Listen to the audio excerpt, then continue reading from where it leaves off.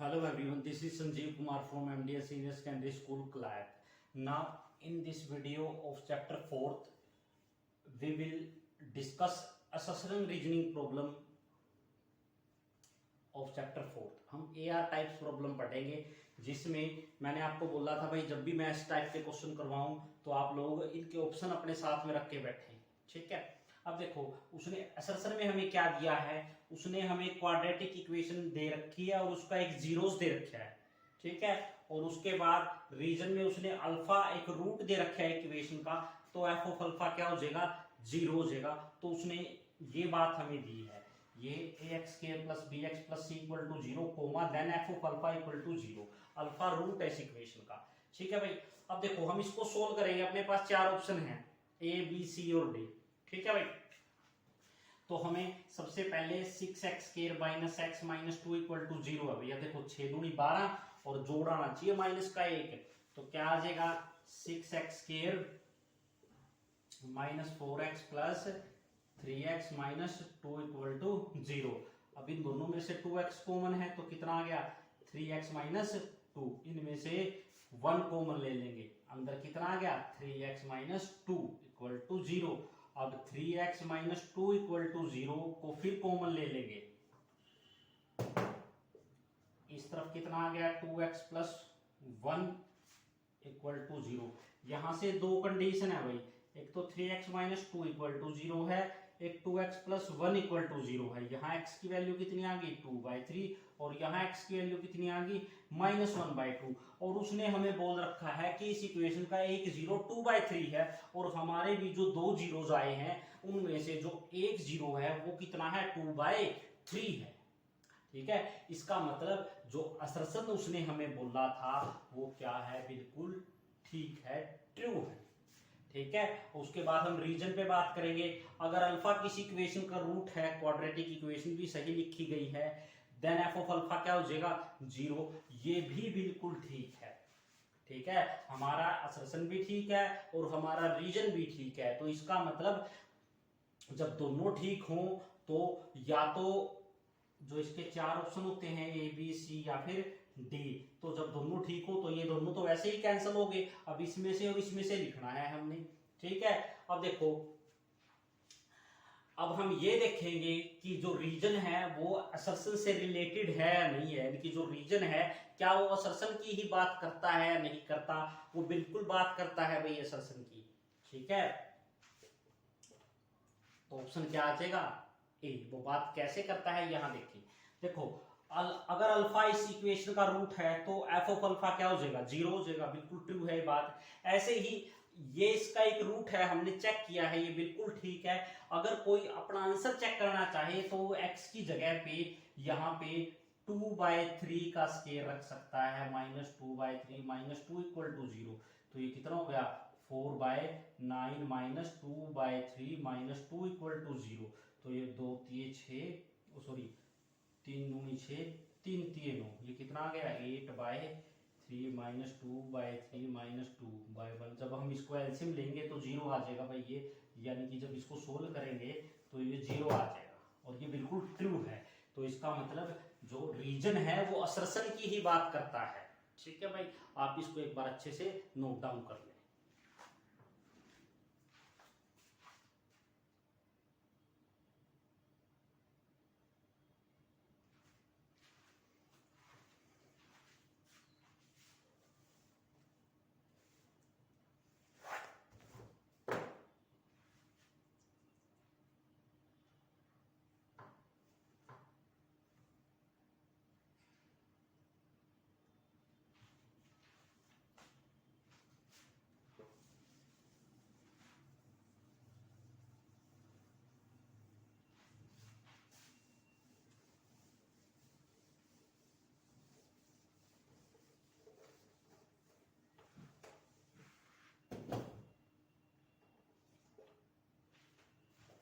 अब next question है भाई अपना, हमारे पास असर्शन है, हमें इक्वेशन दे रखी है xk plus 4x plus 7 equal to zero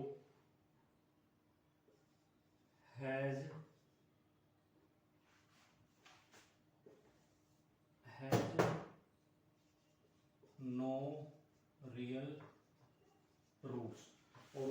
जो रीजन दिया है वो रीजन दिया है इसने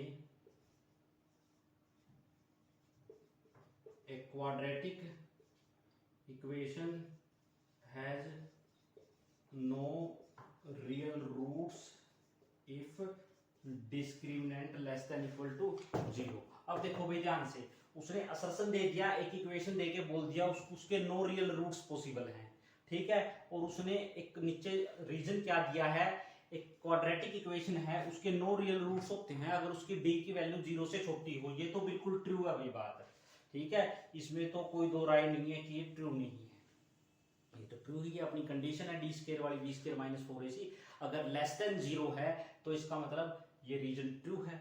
उसके बाद इसकी बात है भाई X square plus 4x plus 7 equal to 0 है, यहाँ a की वैल्यू 1 है, b कितना है 4 है और c कितना है 7 है, तो इसका b square minus 4ac check करेंगे भाई, ठीक है। तो वैल्यू पुट कर दो 4 का square minus 4 into 1 into c, ठीक है भाई। 16 माइनस ये कितना आ गया 28, ठीक है। तो ये कितना आ गया, ये जितना भी आया लेस देन क्या है 0 है, ठीक है भाई। तो ये लेस देन 0 है और 0 के केस में अगर b स्क्वायर माइनस 4ac आपका 0 से छोटा है तभी नो रियल रूट्स पॉसिबल होते हैं। इसका मतलब जो असर्शन है ये भी बिल्कुल ठीक है। तो जो अपने 4 ऑप्शन होते हैं सी और डी, जब दोनों ही ठीक हैं तो इसका मतलब ए सी और डी तो वैसे ही कट गया। अब बात आ चुकी है भाई ए और बी की, क्या ये जो रीजन है वो असर्शन से रिलेटेड है? नहीं, ये बिल्कुल है भाई।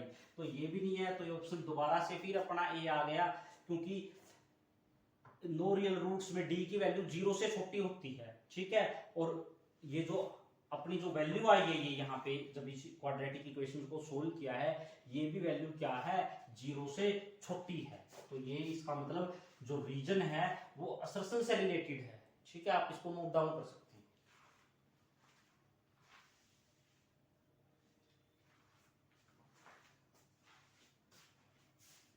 आप इसको नोट डाउन कर लेंगे, फिर उसके बाद एक क्वेश्चन और करेंगे।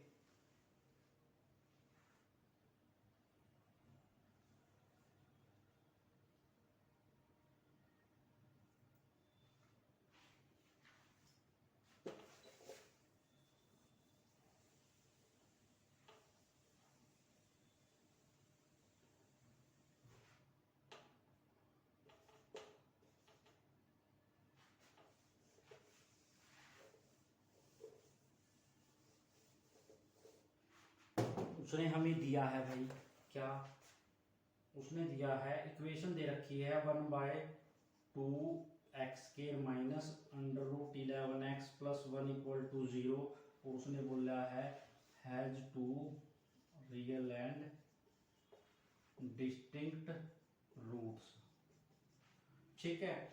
और उसके बाद उसने असर्शन में दिया है जो डिस्क्रिमिनेंट है एक इक्वेशन का ax square plus bx plus c equal to 0 is under root b square minus 4ac,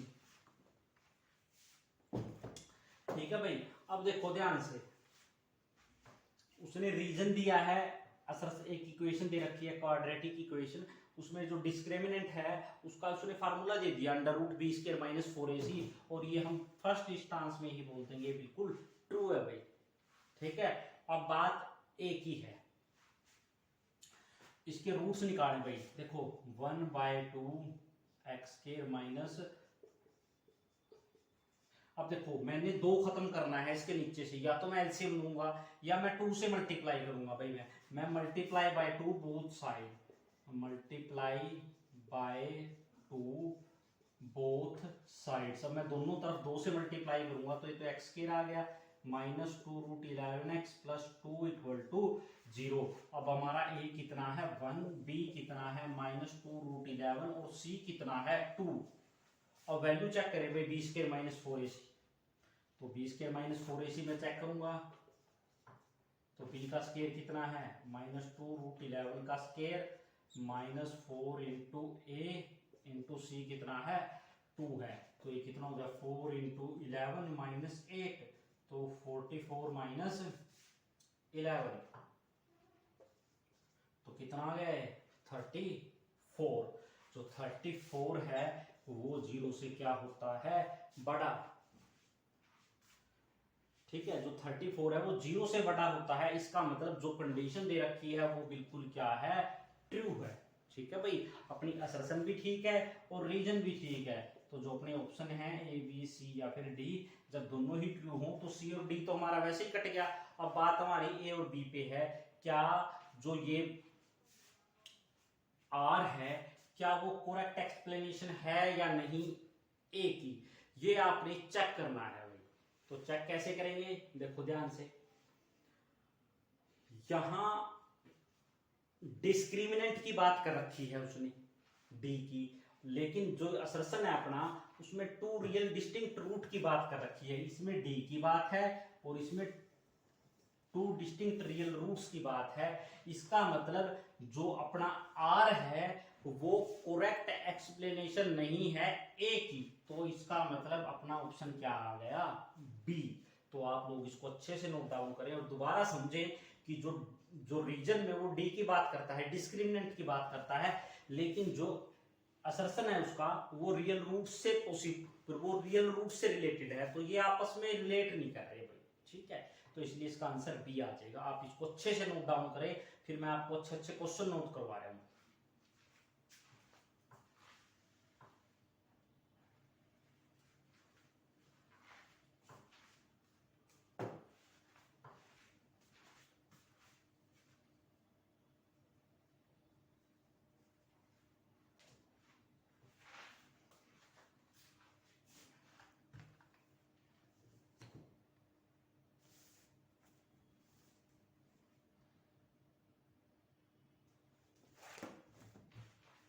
उसके बाद कुछ प्रैक्टिस क्वेश्चन है भाई।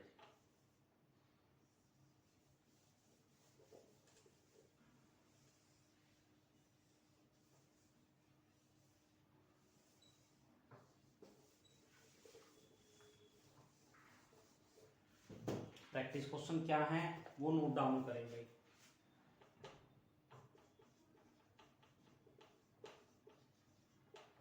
प्रैक्टिस क्वेश्चन क्या रहेंगे, सबसे पहले है भाई आपका असर्शन है डिस्क्रिमिनेंट इज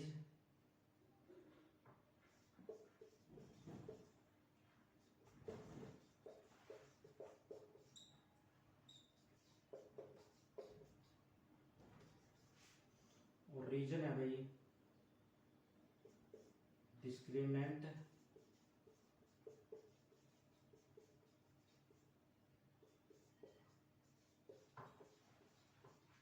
उसने दो चीजें दी हैं। फर्स्ट में उसने असर्शन में क्वाड्रेटिक इक्वेशन देके बोल रहा है इसकी डी की वैल्यू ये है, हमने चेक करनी है। और रीजन में उसने क्वाड्रेटिक इक्वेशन में जो डिस्क्रिमिनेंट है उसको लिखने का फार्मूला दिया है भाई, तो आपने चेक करना है ये ठीक है गलत है। उसके बाद ए और आर नेक्स्ट लिखेंगे भाई हम।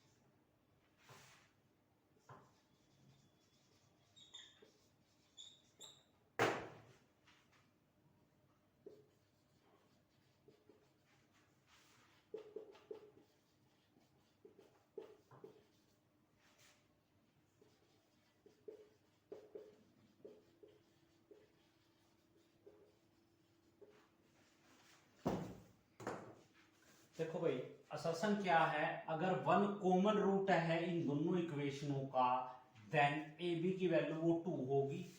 नेक्स्ट है अगर दो इक्वेशन उनका common root, if two equation have a common root, अगर दो इक्वेशनों, if two equation have common root, अगर दो इक्वेशन का कॉमन रूट होता है then it will satisfy both equation, तो वो दोनों इक्वेशनों को सेटिस्फाई करती है।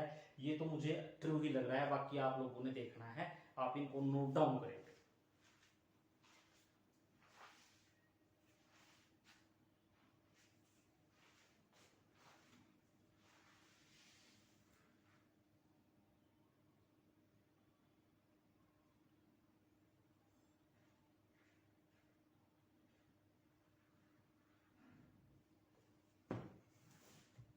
तो ये दो ही क्वेश्चन है भाई, आप लोगों ने ये करने हैं, नोट कर लें प्लीज इनको।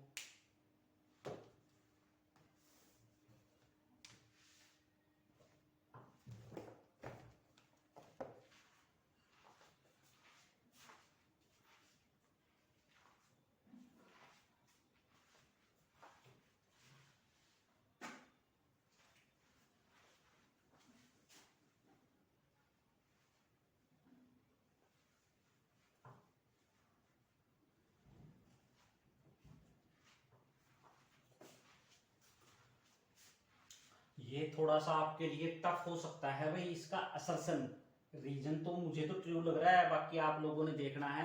ये प्रैक्टिस क्वेश्चन है, मैं इनकी हेल्प नहीं करूंगा, मैं इनका आंसर लिख के आपको फिर बाद में करवाऊंगा, ठीक है। अच्छा, तो आई होप जो ये वीडियो मैंने बनाई है भाई, मैंने first chapter real number, second chapter polynomial, third chapter linear equation in two variable, और जो फोर्थ चैप्टर है क्वाड्रेटिक इक्वेशन, इसकी मैंने हर चैप्टर की 5-5 वीडियो बनाई हैं। तो ये आपकी 20वीं वीडियो है भाई, ठीक है। और इस चैप्टर की आपकी आखिरी वीडियो है ये असर्शनिंग रीजनिंग की, ठीक है। और मैं आपसे उम्मीद करता हूं भाई कि आप लोगों ने सभी वीडियोस देखी हैं। अगर किसी बच्चे ने नहीं देखी हैं या किसी वजह से वो बाहर था या कुछ और भी इशू है जिसकी वजह से वो वीडियो ना देख सका हो, तो आप लोग ये जो वीडियो है ये दोबारा से देखें भाई। अगर कोई मिस रहता है किसी वजह से, तो आप लोगों ने वीडियो दोबारा से देखनी है, ठीक है। और उम्मीद करता हूं कि आप लोगों ने, जो मैंने कुछ प्रैक्टिस क्वेश्चन लिखे हैं, मेरी हर वीडियोस में आपको प्रैक्टिस क्वेश्चन जरूर मिलेंगे भाई, ठीक है, ताकि बच्चे उनकी लगातार प्रैक्टिस करें और इम्प्रूवमेंट नजर आए भाई आपके रिजल्ट में, ठीक है। तो किसी भी टीचर के लिए बड़ी खुशी होती है भाई कब कि कोई बच्चा वो क्वेश्चन कर रहा है नहीं कर रहा है, क्योंकि मैं बहुत से वीडियोस देखता हूँ कि अगर मैं उनको वीडियो सीन देखते हैं तो इतने बच्चे नहीं देखते भाई, ठीक है। तो ये लाइव सेशन ना हो करके ये जो बिल्कुल बेस्ट मेथड है भाई, आप वीडियोस देखें और क्वेश्चन सोल्व करें। कमेंट भी कर सकते हैं आप, कमेंट में आपका आंसर लिख सकते हैं या आपकी जो प्रॉब्लम है वो भी लिख सकते हैं, मैं उनको जरूर देखूंगा। अगर आपकी प्रॉब्लम्स कुछ, मान लो कुछ बच्चों की प्रॉब्लम्स हुई, तो मैं उनको लेकर भी वीडियो बनाऊंगा, तो आप लोग इनको एक बार नोट कर लें।